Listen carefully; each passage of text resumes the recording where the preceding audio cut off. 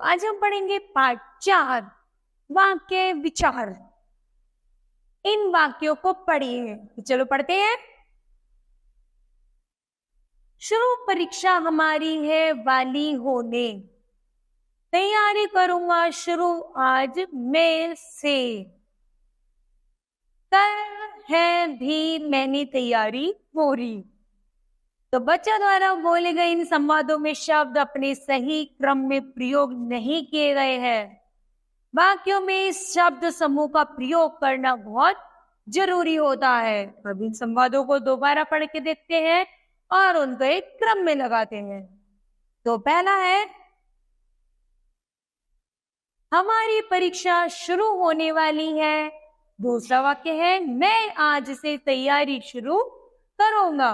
तीसरा, मैंने पूरी तैयारी कर ली है। और अब ये वाक्य सार्थक है क्योंकि इन अर्थ को स्पष्ट रूप से प्रकट कर रहे हैं। इस प्रकार जानते हैं परिभाषा के माध्यम से। परिभाषा है शब्दों के सार्थक समूह को वाक्य कहते हैं। क्या कहते हैं? वाक्य। तो यहाँ पर आते हैं वाक्य के अंग। वाक्य के कितने अंग होते हैं? पहला है उद्देश्य और दूसरा है विधेय। उद्देश्य क्या है? वाक्य का वह अंग जिसके बारे में कुछ कहा जाता है उसे उद्देश्य कहते हैं। जिस वाक्य को हम जिसके ऊपर कह रहे हैं और उसका सही अर्थ निकल रहा है और कोई ना कोई उसमें उद्देश्य छिपा होता है तो उसी को हम उद्देश्य कहते हैं। जैसे रिया, रिया क्या कर रही है? चित्र में विद्यालय जा रही है। तो रिया के पीछे एक उद्देश्य है, विद्यालय जाना और वहां जाकर पढ़ना। तो जिस वाक्य में कोई उद्देश्य छिपा होता है उसे हम उद्देश्य कहते हैं। तो रिया के बारे में बातें कही जा रही है कि रिया कहाँ जा रही है? विद्यालय। जैसे हमने परिभाषा के माध्यम से जाना था, वाक्य का वह अंग जिसके बारे में कुछ कहा जाता है उसे हम उद्देश्य कहते हैं। दूसरा है अभय किताब पढ़ रहा है। तो अभय क्या कर रहा है? किताब पढ़ रहा है। अभय का उद्देश्य है किताब पढ़ना। आगे चलते हैं। विधेय। विधेय क्या है? उद्देश्य के बारे में जो कुछ कहा जाए उसे विधेय कहते हैं। अर्थात उद्देश्य के बारे में जिसे कहा जाए उसे विधेय कहते हैं। जैसे राम ने रावण को मारा। तो राम ने किसको मारा? रावण को मारा। तो किसके बारे में बातें की गई? रावण के बारे में। तो रावण को मारना हमारा वाक्य का क्या हुआ? विधेय। और उद्देश्य क्या है? राम। इसी प्रकार एक हमारा वाक्य, हिमालय को भारत का मुकुट कहा जाता है। तो हिमालय है हमारा उद्देश्य और किसके बारे में बात की गई? हिमालय का मुकुट। तो वो हो गई हमारा भारत का मुकुट। भारत का मुकुट तो वो हो गई हमारी क्या? विधेय। उसके बाद है राजू सो रहा है। राजू कौन है? उद्देश्य है और उसका विधेय क्या है? सोना। तो अर्थात सो रहा है। पूजा खाना बना रही है। पूजा उद्देश्य है, खाना बनाना हमारा विधेय है। लोगों ने हमारा उद्देश्य, शिक्षा के महत्व को जान लिया है, यह हमारा विधेय। मेट्रो रेल ये हमारा उद्देश्य, बहुत सुंदर है, यह हमारा विधेय। ठीक है। उसी के आधार पर चलते हैं। रचना के आधार पर वाक्य की क्रिया प्रकार। रचना के आधार पर वाक्य निम्न 3 प्रकार के होते हैं। नंबर 1 सरल वाक्य, नंबर 2 संयुक्त वाक्य और नंबर 3 मिश्रित वाक्य। तो पहला है सरल वाक्य। सरल वाक्यों में केवल एक उद्देश्य तथा एक विधेय होता है। जैसे विशाल पढ़ता है, तमन्ना खेलती है। इसी प्रकार है संयुक्त वाक्य। 2 उपवाक्यों के मेल से बने वाक्यों को संयुक्त वाक्य कहते हैं। जैसे वह पढ़ता है और नौकरी भी करता है। जैसे हम बोले वह पढ़ता है, वह नौकरी करते हैं। इनको संयुक्त कर दे, वह पढ़ता है और नौकरी भी करता है। इसको हम कहते हैं संयुक्त वाक्य। फिर है हिमाचल प्रदेश की राजधानी शिमला है और भारत की राजधानी दिल्ली है। तो ये क्या हो गया हमारा? संयुक्त वाक्य। फिर है मिश्रित वाक्य। इन वाक्यों में एक प्रमुख उपवाक्य होता है और एक या एक से अधिक उपवाक्य उस पर ही आश्रित होते हैं। जैसे अध्यापक ने कहा कि कल स्कूल बंद रहेगा। तो अध्यापक कौन है? एक है, और एक या एक से अधिक उसमें क्या उपवाक्य है। जैसे उन्होंने क्या कहा, पहला वाक्य स्कूल बंद रहेगा। दूसरा वाक्य यह भी कह सकते हैं कि साथ में जब आओगे तो फीस लेकर आना या अपना पाठ पढ़कर आना। तो हमने एक या एक से अधिक वाक्य इसमें जोड़ दिए, लेकिन इसमें उपवाक्य, मुख्य उपवाक्य एक ही है, कौन? अध्यापक। उसी प्रकार आगे उदाहरण के आधार पर जानते हैं।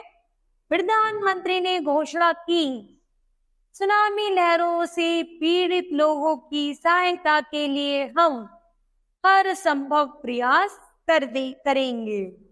तो किसने घोषणा की? प्रधानमंत्री। प्रधानमंत्री कौन है? ए। और उन्होंने कितनी घोषणाएं की कि सुनामी लहरों से पीड़ित लोगों की सहायता करेंगे जितना संभव होगा। तो जैसे भी संभव होगा, वो जहां तक भी होगा वो वैसे प्रयास करेंगे। तो उन्होंने इसमें 3 वाक्यों को जोड़ा है ना, और एक मिश्रित वाक्य बना दिया है। आगे है प्रयोग के आधार पर वाक्य की प्रकार। प्रयोग के आधार पर वाक्य निम्नलिखित 8 प्रकार के होते हैं। नंबर 1, विधानार्थक वाक्य। विधानार्थक वाक्य जिन वाक्यों में क्रिया के करने अथवा होने की स्थिति का बोध कराने वाले सामान्य कथन हो, विधानार्थक वाक्य कहलाते हैं। जैसे पृथ्वी सूर्य की परिक्रमा करता है। उसी प्रकार उत्तर प्रदेश की राजधानी लखनऊ। दूसरा है प्रश्नवाचक वाक्य। वे वाक्य जिनमें प्रश्न पूछा या किया जाता है उन्हें हम प्रश्नवाचक वाक्य कहा जाता है। जैसे तुम्हारा क्या नाम है?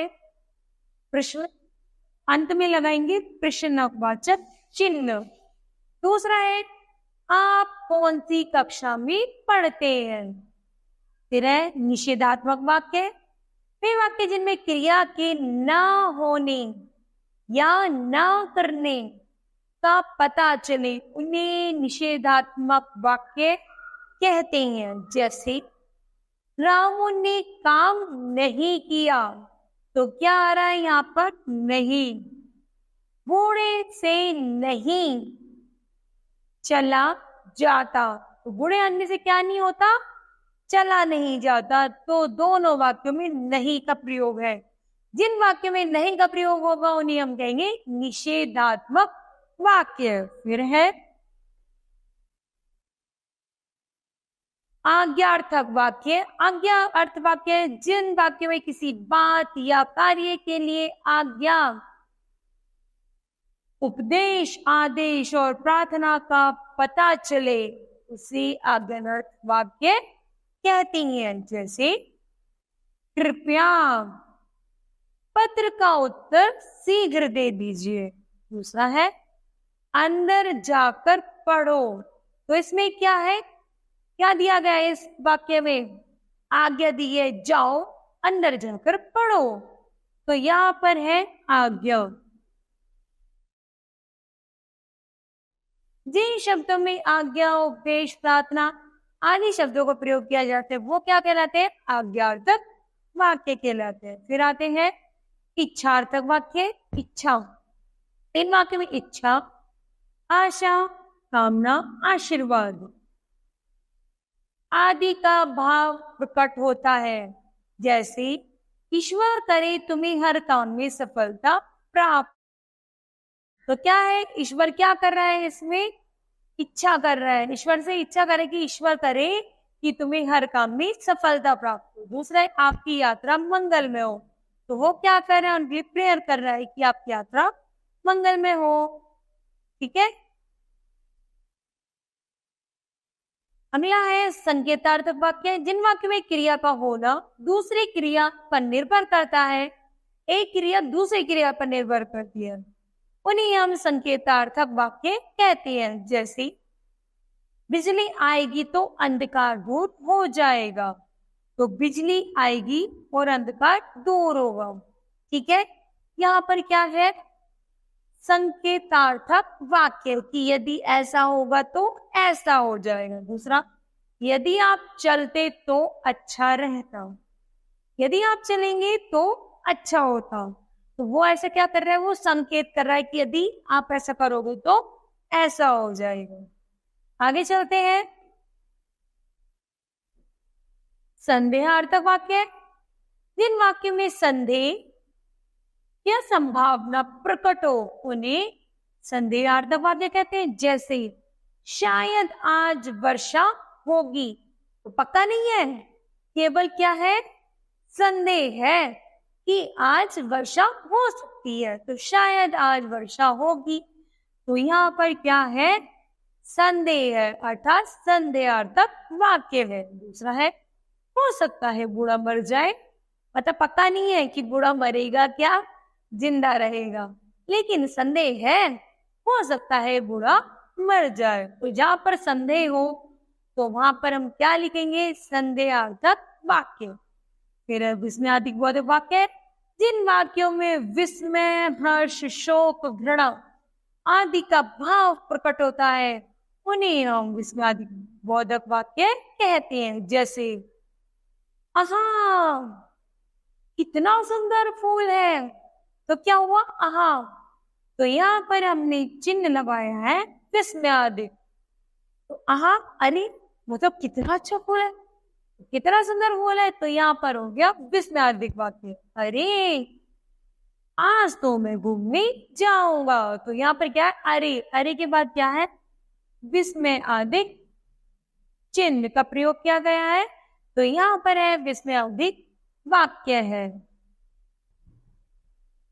तो बच्चों बताओ आज हमने इस पाठ से क्या सीखा। तो हमने इस पाठ से सीखा है शब्दों के सार्थक मेल को वाक्य कहते हैं।